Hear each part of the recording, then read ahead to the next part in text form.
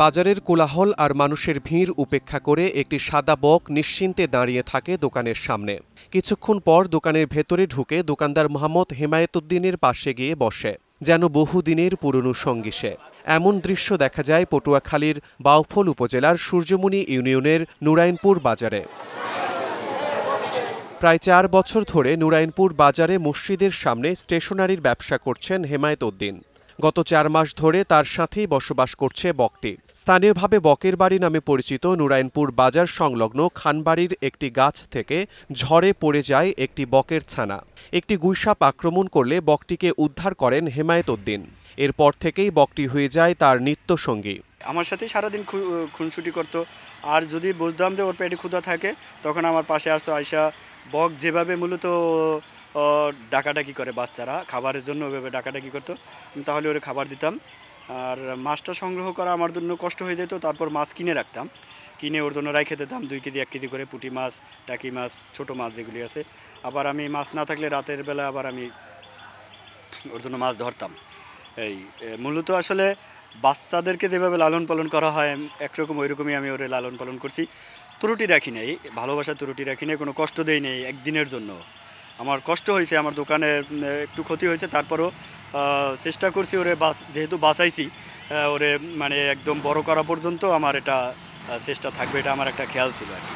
দোকানদারের সঙ্গে বকের এমন বন্ধুত্বপূর্ণ সম্পর্কের ভিডিও সামাজিক যোগাযোগ মাধ্যমে ভাইরাল হলে বিষয়টি দেশজুড়ে আলোচনার জন্ম দেয়। বিষয়টি স্থানীয় প্রশাসনের নজরে এলে বন বিভাগ ও প্রাণী সংরক্ষণ কর্মকর্তারা হেমায়েতুদ্দিনের সঙ্গে যোগাযোগ করেন।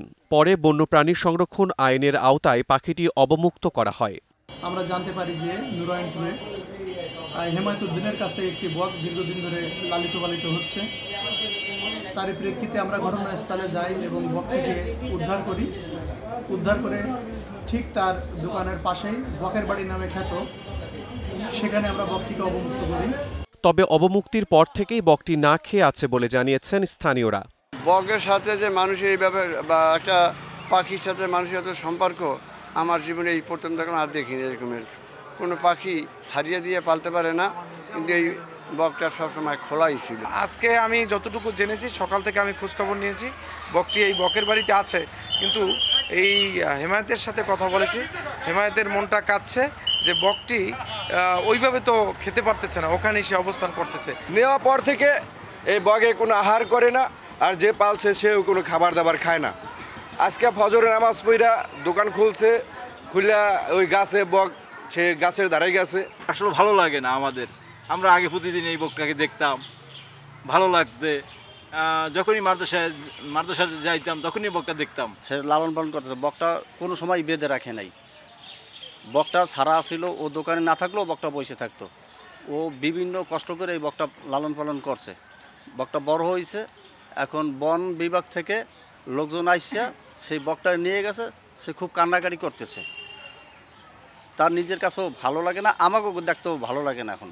কারণ বকটা সবসময় আমরা দেখতাম, দিনে 24 ঘন্টাই মেলা ছিল, কোনো বান্ধা রাখে নাই। বকটি বর্তমানে নুরাইনপুর বাজার এলাকায় অবস্থিত বকের বাড়ি নামে পরিচিত একটি গাছে অবস্থান করছে।